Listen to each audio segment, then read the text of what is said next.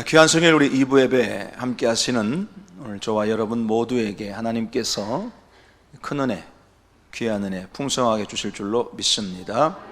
자, 오늘 사도행전 26장 24절부터 29절 말씀 통하여 미친 곳에서 미치도록 기도하면 미칩니다. 말씀 제목으로 우리가 은혜 나누고자 합니다. 우리 교회는 지난주부터 우리 18회 애낙골의 특별 새벽 기도회를 개최하고 있습니다. 많은 성도님들이 또 5시 1부 또 9시 2부 이렇게 모여서 합심하고 기도하고 있는데, 하나님께서 우리들의 모든 기도와 간구 소원들 다 응답 주실 줄로 믿습니다. 이 기도회의 우리가 주제는 광야 속에서 만나는 또 다른 광야라는 뜻입니다.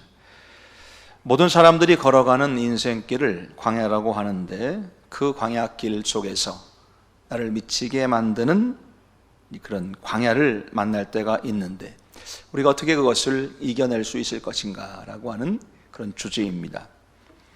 모든 사람이 걸어가고 있는 인생의 광야가 있습니다. 거기에서 예기치 않게 또 다른 광야를 만나고 그 속에서 고통과 또 괴로움 속에 살아가기도 합니다. 미친 듯이 달려드는 이 광야는 사람들마다 경험하는 내용이 서로 다릅니다. 만나게 되고 겪게 되는 내용들도 서로 다릅니다. 그런데 광야는 정말 나를 힘들게 하는 고통인 것은 분명합니다. 그런데 이 광야 속에서 우리가 어떻게 탈출할 수 있을까? 우리는 하나님의 방법으로 탈출을 해야 할 텐데, 하나님께서 우리들에게 말씀해 주시는 방법은 기도라는 방법입니다. 오히려 광야 속에서 만나는 또 다른 광야, 미치게 만드는 광야에서 오늘 우리는 오히려 정말 미치도록 기도하는 겁니다. 그러면 하나님께서 약속하신 그런 거룩한 땅, 영적인 가나안, 그곳에 내가 미치도록, 다다르도록 만들어 주시겠다라고 하는 약속이죠.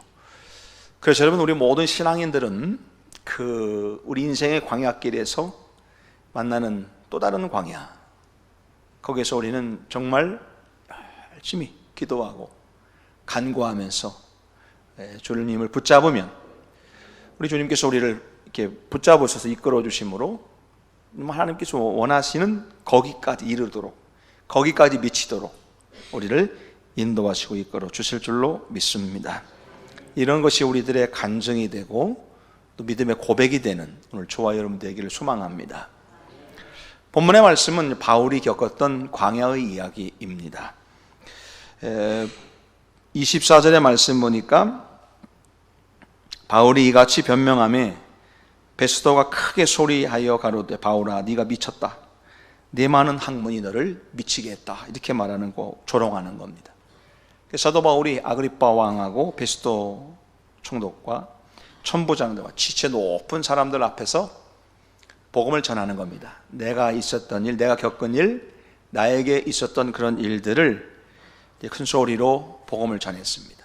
그랬더니 말하는 얘기가 저거 미쳤다는 겁니다. 미친 사람 취급을 받는데 바울은 전혀 동용하지 않아요. 조롱을 당하고 모욕을 당하는데 전혀 개의치 않더라는 겁니다. 바울이 이런 모욕을 당할 이유가 있을까요? 바울은 그들이 말하는 대로 율법에는 정통한 사람이었고 학문의 지식이 아주 출중한 사람입니다. 로마 시민권도 가지고 있었습니다. 모르는 게 없을 정도로 대단한 사람이고 배경도 아주 좋은 사람이었습니다. 이런 사람이 정치하면 아마도 총독쯤은 가볍게 했을 것이고, 또 사업을 한다면 아마 기업 총수쯤 했을 겁니다. 그런데 바울이 지금 그 사람들에게 저거 미쳤다 이렇게 손가락질과 모욕을 당하고 있는 겁니다. 저는 그것이, 이 상황이 바울에게는 인생의 광야길에서 만나는 또 다른 광야일 것이다. 바울을 미치게 만드는, 우리가 신앙생활을 하면서 그런 일을 겪을 때가 있습니다. 하나님께 주신 믿음의 길을 걸어갑니다. 되게 쉽지 않은 길이죠. 광야예요. 근데 하나님이 주신 그 길을 이제 순적하게 걸어가고 있는데 사람들이 나에게 미쳤다는 거예요. 사람들이 나를 조롱해요. 믿음의 길을 걸어가는 나를 사람들이 손가락질해요. 그러면 정말 미칠 것 같죠. 내가 왜 이런 일을 당하나? 내가 왜 이런 일을 겪나? 내가 이런 일을 겪어야 될 이유가 내가 뭔가? 내가 뭘 잘못해서 나한테 일어나? 이런 일들을 겪을 수 있다는 겁니다. 이게 바로 미친 광야예요. 광야. 사도 바울이 지금 그 일을 당하고 있는 겁니다. 주님의 부르심을 따라 그 말씀 따라 살아가는데, 근데 사람들이 사도 바울이 하는 얘기가 좀 미쳤다 이렇게 말하는 겁니다. 근데 사도 바울은 전혀 터연하게 답을 해요. 25절 보니까 베스도 각하, 내가 미친 것이 아닙니다. 참되고 온전한 말을 하는 겁니다. 그럼 자신의 입장을 변명하고 있습니다. 사도 바울은 쉽게 말하면 예수에 미친 겁니다. 예수에 미쳤어요. 온 정신이 예수님께 다 가 있었습니다. 그 외에 다른 거는 전혀 생각하지 않았던 사람입니다. 그가 지금 총독 앞에 서서 지금 신문 받고 있는 겁니다. 총독이 잘못만 한마디만 잘못해서 선고해버리면 죽을 수도 있어요. 단번에 목숨이 날아갈 수도 있는 판인데 바울은 미친 소리를 하고 있는 겁니다. 지금 광야에서 바울은 그 광야에서 예수에 미쳐 있었던 겁니다. 그래서 우리는 그를 위대한 사도라고 말하는 것이고 또 인정받는 그리스도인이라 우리가 말하는 것이고, 그는 그리스도의 장성한 분량 믿음의 그 자리까지 잘 다다랐다, 미쳤다라고 우리가 인정해 주게 되는 겁니다. 여러분, 이런 생각이 듭니다. 우리가 이제 인생의 길을 걸어가고 우리는 그 믿음의 길, 믿음의 광야를 지금 걸어가고 있습니다. 이 믿음의 길을 걸어가고 있는 우리가 어떻게 보면 사도 바울과 같은 이런 얘기 한 번은 들어봐야 되지 않겠는가 하는 겁니다. 사도 바울 같은 이런 이야기, 이 정도 말은 들어야 그리스도의 장성한 분량에 미치게 되었다고 인정받게 되는 것은 아닐까 하는.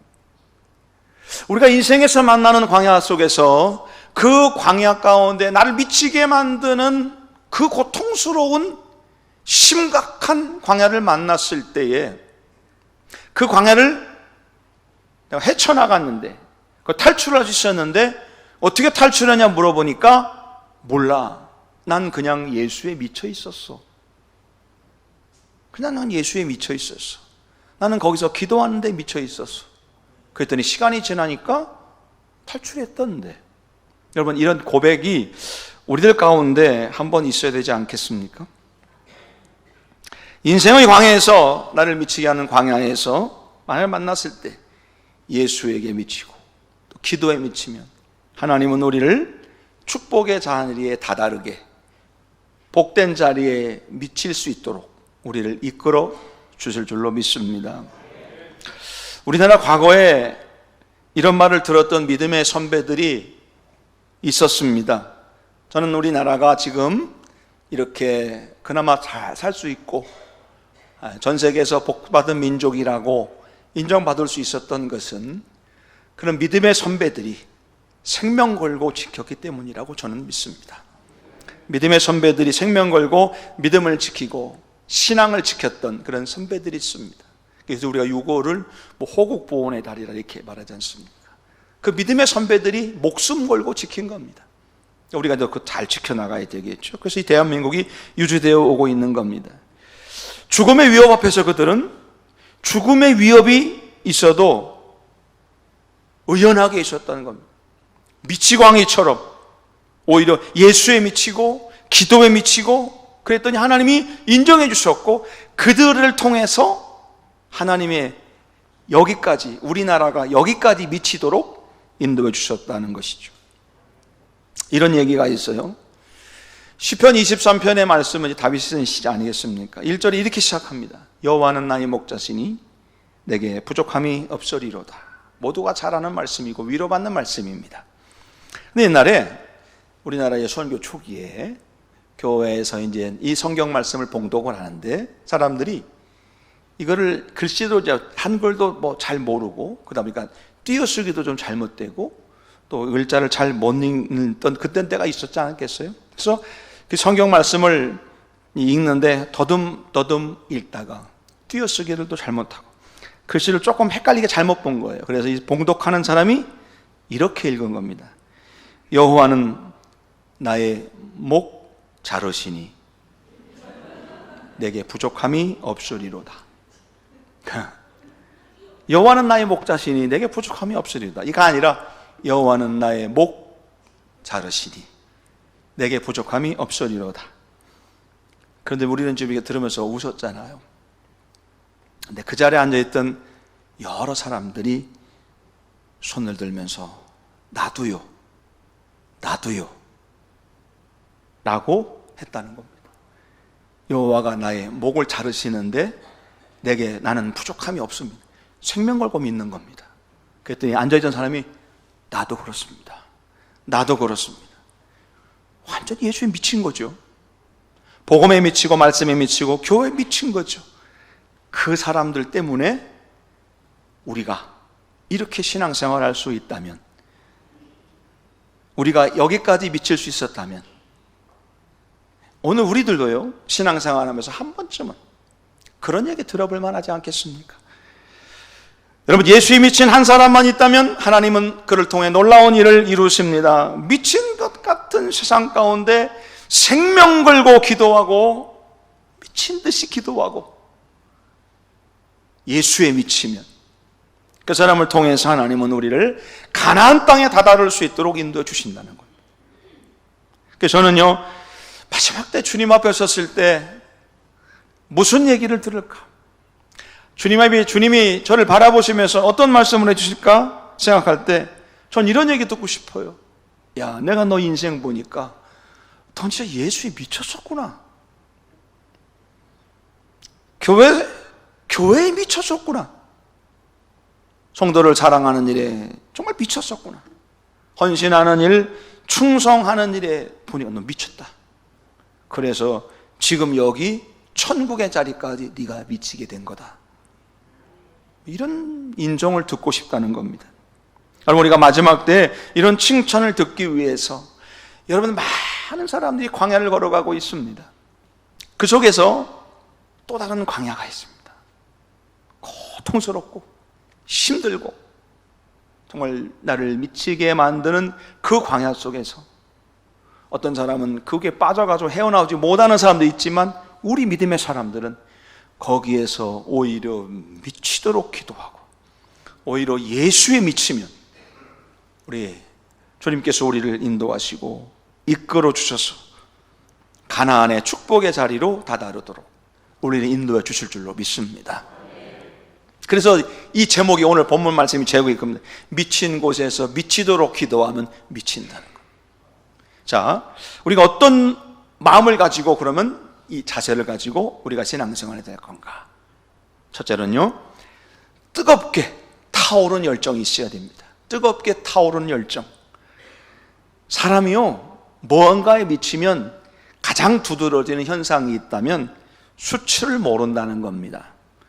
주변 사람들을 전혀 의식하지 않아요. 부끄러운 걸 몰라요. 자기만의 세상에 갇혀서서 살아가 있죠. 근데 이게 이제 좋게 말할 때도 있지만 또 좋지 않게 말하는 경우도 있어요. 근데 우리에게는 좋게 말해야 되는 겁니다. 좋은 것에. 여러분, 사람이 음악에 미치면 음악가가 되는 거예요. 문학에 미치면 문학가가 되는 것이고, 영화에 미치면 감독이 되는 겁니다. 운동하는 데 미치면 스포츠 선수가 되는 거예요. 예수에 미치면 그게 그리스도인입니다. 그리스도인. 여러분, 이런 사람들에게 공통점이 있다면 뜨거운 열정입니다. 타오르는 열정. 그리고 그 열정이 꺼지지 않고 계속해서 타고 있다는 겁니다. 그렇게 미치면 뭐가 돼도 되는 겁니다. 여러분, 우리들에게 이 열정이 있어야 됩니다. 어떻게 우리가 인생의 광야에서 만나는 그 광야를 이겨낼 수 있을 것인가? 우리는 기도에 미치는 겁니다. 오히려 그 속에서 예수에 미치는 겁니다. 그런 마음을 가지고, 뜨거운 열정을 가지고, 뜨거운 마음을 가지고 있다면 우리는 반드시 이겨낼 수 있는 힘을 얻게 되는 겁니다. 이 열정이 우리 가운데 있어야 되는 겁니다. 미치도록 성전 가고 싶고, 생명 걸고 기도하고 싶고, 정말 그분을 만나보고 싶고, 미치도록 다 드리고 싶은 어떤 열정, 이 열정이 우리를 하나님의 나라, 거룩한 나라에 이르도록, 거기까지 미칠 수 있도록 나를 이끌어 주실 수 있다는 사실을 기억해야 됩니다. 여러분, 우리 그리스도인은 이런 선한 열정을 갖고 있어야 됩니다. 헛된 열정, 잘못된 열정을 가지고 있으니까 멸망의 구렁텅이로 가는 겁니다. 주님을 향한 그 뜨거운 열정과 예수를 사랑하는 그 미친 마음, 예수를 미치도록 사랑하는 그런 마음으로 가득해야 되는데, 근데 잘못된 것에 미치면요, 부끄러움도 모르고 수치도 모르고 잘못도 모르고 멸망의 길로 가는 겁니다. 세상에는요, 그렇게 살아가는 사람들이 너무나 많이 있어요. 이런 열정은 우리를 위대한 사람으로 만드는 원동력이 되는 겁니다. 여러분, 그렇게 볼 때 교회는 선한 열정으로 충만해야 돼요. 이런 열정으로 미친 사람들이 모여있는 교회가 되어야 되는데, 그런 뜨거운 열정을 가지고 예수에 미친 사람, 기도에 미친 사람, 복음에 미친 사람, 교회를 사랑하는 사람, 그 사랑에 미쳐있는 사람들이 가득 모여있는 곳이 우리 송천교회가 되기를 축복합니다. 근데 서생은 점점 갈수록 그 열정이 감소되고 있는 겁니다. 열정이 식어지고 있어요. 이 열정이 식어지니까 사람 소리 나는 겁니다. 뜨거운 기도 소리 사라지니까 유괴 소리가 나는 겁니다. 예수 향기가 사라지니까 썩는 냄새가 나는 겁니다. 여러분, 그런 곳은 더 이상 건강한 교회라고 말할 수도 없고, 건강한 신앙인으로 말할 수 없는 거예요. 복음에 대한 열정, 예수를 사랑하는 마음, 이 마음이 이 속에 없어지니까 잘못을 저지르는데도 잘못인지도 모르고, 죄를 지면서도 죄진지도 모르고, 부끄러운 짓을 하면서도 부끄러운 줄도 모르고, 수치를 당해도 개의치 않고, 그런 인생을 살아가는 사람이 얼마나 많은지 알 수가 없어요. 불쌍한 겁니다. 여러분, 미친 열정, 정말 뜨겁도록 기도하는 기도의 함성 소리, 뜨거운 열정으로 가득한 성령의 현장, 저는 그곳이 우리 교회가 되기를 축복합니다. 새벽 시간마다 기도하는 음성을 들어보면 그런 것 같아요. 우리 교회는 그런 것 같아요. 요즘 시절에 40일 특세한다고 그러면 미쳤냐고 그래요. 거기다 우리 교회 또 1부도 하고 2부도 한다고 그러면 정신 나갔다고 그래요. 근데 어떡합니까? 우리는 복음의 열정, 기도의 열정을 가지고 기도하는 자들이 모여서 함성 소리와 부르짖는 소리하고 있는 곳이니까 하나님께서 우리와 우리 교회를 반드시 하나님께서 원하시는 거룩한 곳까지 이루도록 인도해 주시게 될 줄로 믿습니다. 이게 뜨거운 열정, 열기가요, 한번 식으면 다시 데피기가 너무 어려워요. 용광로는요, 계속 불타야 됩니다. 용광로가 불이 한번 꺼져가지고 용광로가 식어버리면 한번 다시 되어오려면 수천만 원인가 얼마나 돈이 많이 들어가는지 알 수가 없다는 겁니다. 우리의 마음도 마찬가지예요. 우리의 마음이 한번 식어지면요, 이 식어진 마음을 달구는 게 너무너무 어려워요. 너무너무 어려워요. 교회도 마찬가지고, 여러분, 교회도 마찬가지고 가정도 마찬가지인 것입니다. 그래서 여러분, 우리가 점검해 봐야 돼요. 내 광야, 내 인생의 광야 속에서 내 열정은 식어지고 있느냐, 아니면 난 그 속에 있지만 나는 계속해서 난 뜨거운 열정, 복음의 열정, 기도하고자 하는 열정, 예수님께 미쳐있는 내 마음의 열정, 이게 유지되고 있는지를 스스로 물어보아야 되는 겁니다. 뜨겁게 타오르는 그런 기도의 현장, 열정의 현장이 저는 우리 교회 기도의 자리가 되기를 소망합니다. 두 번째 교회에서는요, 예수에 미치면 완전히 변화되게 되어 있습니다. 자, 오늘 바울의 말을 들은 아그리빠가 28절에서 말하기를요, 네가 적은 말로 나를 권하여 그리스도인이 되게 하려느냐. 이 말 속에서는요, 이 아그리빠는 난 절대로 그리스도인이 안 될 거야 라고 하는 어떤 철저한 마음의 각오가 있는 것 같습니다. 근데 바울이 뭐라고 대꾸합니까? 29절에 당신뿐만 아니라 오늘 내 말을 듣는 모든 사람들은 내가 이렇게 결박된 거 이외에 나처럼 되기를 원합니다 라고 말하는 겁니다. 사도 바울이 어떻게 됐다는 얘기입니까? 사도 바울은 예수님 만나고 변한 사람입니다. 다메섹 도상에서 예수님 만난 뒤에 완전히 변화됐습니다. 예루살렘에 있는 제자들도 바울이 변했다는 얘기를 듣고 못 믿을 정도로 바울은 놀랍도록 변했습니다. 예수님 만나고 변해서 예수에 미쳤더니 사람들이 바울에게 뭐라고 말합니까? 쟤 미쳤어. 정신 나갔어. 야, 어떡하냐.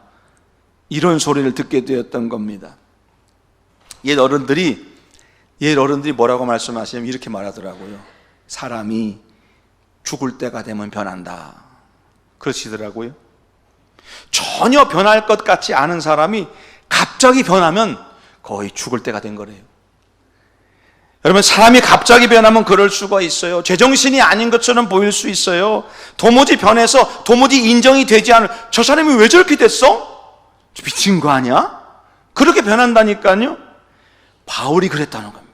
예수님 만나고 난 다음에 예수에 미치니까 바울의 모든 것이 변했어요. 생각도 변하고 말도 변하고 행동도 변하고 도무지 변할 것 같지 않은 사람이 변한 겁니다. 스데반에게 돌을 집어던졌던 이 바울이 결박당합니다. 매맞습니다. 파손의 위기, 배고픔 위기, 그거를 당하면서도 괜찮답니다. 미친 거죠. 너무 변해서 사람들이 사도 바울을 바라보면서 저 사람 미쳤네. 여러분, 예수 믿고 우리가 믿음의 사람이 되었다면 이 정도 변화는 있어야 되는 겁니다. 사람들이 이해하지 못할 정도로 완전히 달라진 사람이 되어야 되는 겁니다. 예수님을 만났는데 변한 것이 아무것도 없다? 그건요, 잘못 만났거나 딴 거 만난 겁니다. 거짓말 치는 겁니다. 만나지 못해놓고 만났다고 거짓말 치는 겁니다.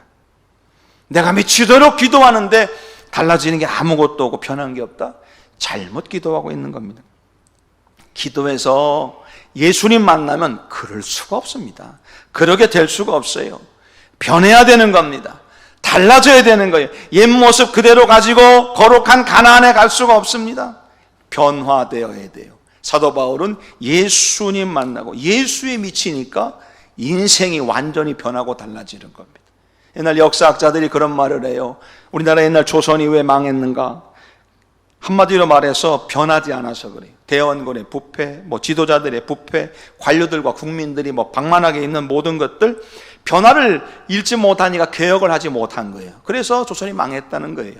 그래, 일본은 어떻게 했냐? 메이지 유신을 통해 가지고 정치적, 사회적으로 혁명이 일어났고 막부 체제가 이제 해체되고 중앙 집권적 통일권을 형성하면서 근대화를 추진했다는 겁니다. 완전히 변화된 거죠. 강대국이 된 거예요. 변화하지 못하면 그렇게 되는 겁니다. 여러분, 예수 믿고 변하지 못하면 더 추해져요. 예수 믿고 변하지 못하면, 예수 믿기 전에 내가 가지고 있었던 인간적인 모습과 인간적인 생각과 인간적인 말을 가지고 그대로 예수 믿는다고 하는 그 이유에 똑같이 갖고 들어 살아가는 사람은 정말 수치스러운 일입니다. 오늘 사도 바울은 완전히 달라졌어요. 완전히 변했어요. 너무 변해서 사도 바울을 대해서 사람들이 저 미쳤다, 네가 미쳤다 라고 말했다는 것입니다. 사도 바울이 그렇게 변했던 사도 바울이 에베소 교인들의 말하여 에베소 4장 22절에 보니까 너희는 유혹의 욕심을 따라서 거정하는 모습을 따르는 옛사람을 벗어버리고 너희의 심령이 새롭게 되어 하나님을 따라 의의 진리의 거룩함을 입은 지으심을 받은 새 사람을 입어라. 새 사람을 입어야 된다. 새롭게 되어야 된다는, 변해야 된다는 말씀입니다.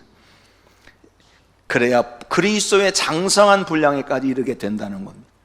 여러분, 우리 예수님께 미쳐서 변화된 인생이 되시기 바랍니다. 예수에게 미치면, 기도에 미치면 변화되게 되어 있어요. 변화가 없다? 그게 기적입니다. 예수님 만났는데 변화가 없다? 그게 기적이에요.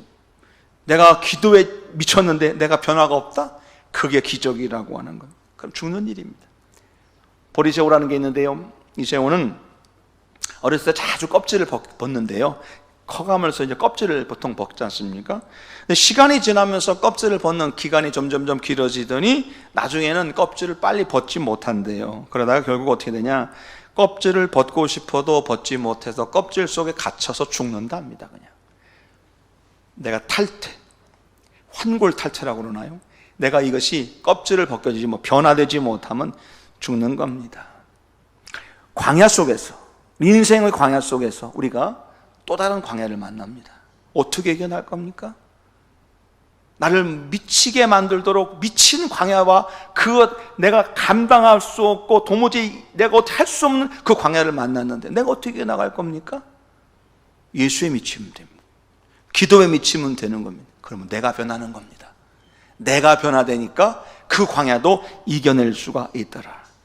여러분, 우리 신앙생활하면서 인생 살아가면 우리가 수십 년 동안 신앙생활하면서 한 번 정도는 사람들이 나를 바라보면서 저 사람 예수에 미쳤네, 저 사람 예수에 미쳤네, 이거 한 번은 들어봐야 되지 않습니까? 여러 번 듣는 건 좀 그렇고 한 번은 들어봐야 되지. 한 번은. 세 번째, 여러분, 예수에 미치면 행복의 자리에 다다르게 되는 겁니다. 자, 사도 바울이요, 예수님을 만났습니다. 다메섹 도상에 예수님을 만났습니다. 예수님을 만난 이후에 이제는 막 행복이 꽃피고 즐거운 일이 생기고 좋은 일이 막 많이 생기고 막 그러면 너무너무 좋겠는데, 예수님을 만난 이후에 사도 바울의 인생은 이제부터 괴로움의 연속이었습니다. 매맞고 배고프고 목마르고 파선당하고 결박당하고 그러다 결국에는 순교했습니다. 자, 그러면 바울이 그런 일을 겪을 때마다 힘들어 죽겠네, 어려워 죽겠네, 불평하고 원망 속에 살았을까요? 아니면 그 속에서도 행복하고 의미 있고 가치 있는 시간들을 보냈을까요? 여기서 사람들이 생각하는 것하고 사도 바울이 생각이 나누어지는 겁니다. 세상 사람들은 사도 바울을 안타깝게 보았을 겁니다. 저렇게 포박 결박을 당해가지고 저럴 사람이 아닌데, 그를 바라보는 사도 바울이 야, 저렇게 멀쩡한 사람이 어쩌다가 저렇게 됐어, 학문을 너무 많이 알아서 미쳤네, 아까운 사람 하나 버렸다, 율법에 충실하는 사람이 어쩌다가 저렇게 됐대, 매맞고 개처럼 질질 끌려다니고 결박당해서 저게 신문이나 받고 저게 뭐야, 아까운 사람 하나 버렸다. 이건 사람들의 생각입니다. 근데 정작 바울은 너무 태어난 거예요. 행복해요. 왜 그럴까요? 예수가 있으니까 그런 겁니다. 내 속에 예수가 있으니까, 내 속에 있는 예수로 인하여 그 예수에게 미치니까 여러분 행복의 자리에 가는 겁니다. 세상 사람들이 알 수 없는 행복, 세상이 줄 수 없는 기쁨, 이거로 가득한 거예요. 사도 바울이 사람들의 판단과는 전혀 다르게 사도 바울은 아무리 그런 일이 있어도 흔들리지 않았고 오히려 그런 소리를 듣는 게 행복했습니다. 저 사람 예수에 미쳤네, 그런 얘기 들을 때마다 사도 바울은 내가 잘하고 있구나, 내가 지금 잘 가고 있구나, 그런 마음 품지 않겠습니까? 왜냐, 사도 바울은요, 예수를 만나기 이전에 그가 학문적으로는 뛰어났을 텐데 그러나 학문으로 채워지지 않는 것이 이 속에 있는 겁니다. 지식으로 채워지지 않는 어떤 것이 있습니다. 뛰어난 학문, 가문도 좋고 부족한 것이 없지만 이 속에 채워지지 않는 공허함이 바울에게 있었을 겁니다. 아마도 그런 마음을 가지고 그날도 다메섹으로 가면서 예수 믿는 자들을 잡아 죽이고, 그 예수 믿는 사람들, 그런 열정을 가지고 있으면 자기가 잘하는 줄 알고 있었을 겁니다. 그러다가 예수님 만난 겁니다. 예수님을 만나는 순간 이전에 맛보지 못했던 새로운 행복이 찾아온 겁니다. 그 예수님이 내 속에 들어오고 예수님에게 미치니까 이 속에서 말할 수 없는 행복, 말할 수 없는 기쁨, 환희, 이것으로 가득 차게 되는 겁니다. 사람들이 저 사람 예수에 미쳤네, 맞아, 내 속에 예수님 계셔, 나는 그 예수에게 미쳤다. 그래서 말하는 겁니다. 내가 결박된 거 외에는 너도 나처럼 되면 좋겠어, 너도 나처럼 됐으면 좋겠어, 네 속에도 예수님 있으면 좋겠다. 여러분, 이게 사도 바울의 마음이었고 그 행복한 마음입니다. 오늘 여러분, 사도 바울은 그래도 행복했습니다. 바울은 자신을 모욕하고 조롱하는 무리들 향해서 말하는 겁니다. 나는 행복한데 넌 행복해? 너도 나처럼 행복했으면 좋겠다. 결박된 것만 빼고.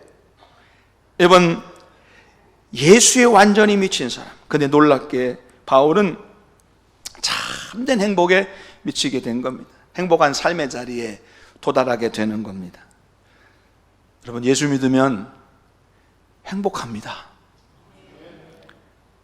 예수에 미쳤다면 당연히 행복합니다.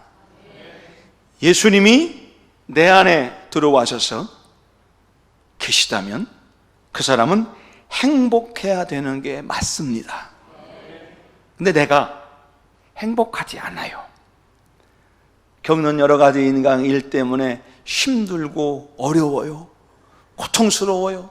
왜 나만 이렇게 되는지, 왜 나만 불행한지, 왜 나는 저 사람처럼 안 되는지 이런 생각으로 든다면 물어봐야 됩니다. 내 속에 예수가 계시는가? 내 속에 예수가 계시는가? 난 예수에 미쳤나? 아니면 아직 내가 변화되지 않아서 딴 생각을 갖고 있는 것은 아닐까? 스스로 물어봐야 됩니다. 여러분, 바울은 네가 미쳤다라는 얘기를 들었을 때 영광스러웠을 겁니다. 다르게 말하면 너무 듣고 싶었던 말일 겁니다. 이 말을 듣는 것이 바울의 소원이었는지 모릅니다.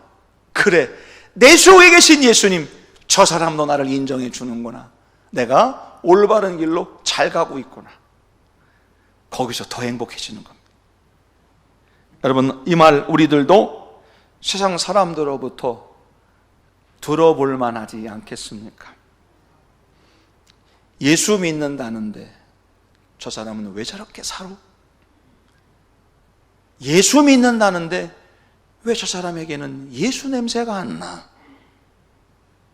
예수 믿는다고 하는데 저 사람의 모습에서는 예수님의 모습이 전혀 보이지 않아? 이런 신앙인들은 하나님의 나라에 미치지 못합니다. 그런데 세상이 우리를 바라보면서 야, 저 사람은 예수에 미쳤어. 저 사람은 예수 냄새가 나. 저 사람은 속에서 예수님이 있는 것 같아. 여러분, 이 사람은 참된 행복을 누리는 겁니다. 오늘 저와 여러분들, 어차피 우리는 광야를 걸어가고 있습니다. 사람들마다 그 광야 속에서 새로운 미친 광야를 만납니다. 어떻게 이겨나갑니까? 어떻게 이겨낼 수 있습니까? 우리 힘으로 이겨낼 수가 없어요.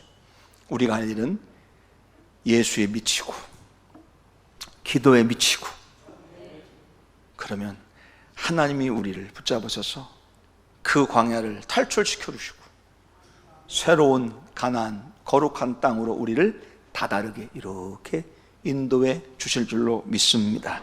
하나님이 준비해 놓으신 그 자리가 분명히 있음을 기억하고, 여러분, 미친 곳에서 미치도록 기도하면 미칩니다. 뜨거운 열정, 타오르는 열정을 가지고 예수에 미쳐 행복하고 예수에 미쳐 정말 완전히 변화되는 그런 신앙과 믿음의 모습으로 하나님의 영광 드러내는 저와 여러분 다 되시기를 주 이름으로 간절히 축복합니다. 주님 감사합니다. 우리가 광야 속에서 또 다른 광야를 만나 힘들고 어려운 일을 겪을 때가 너무 많이 있습니다.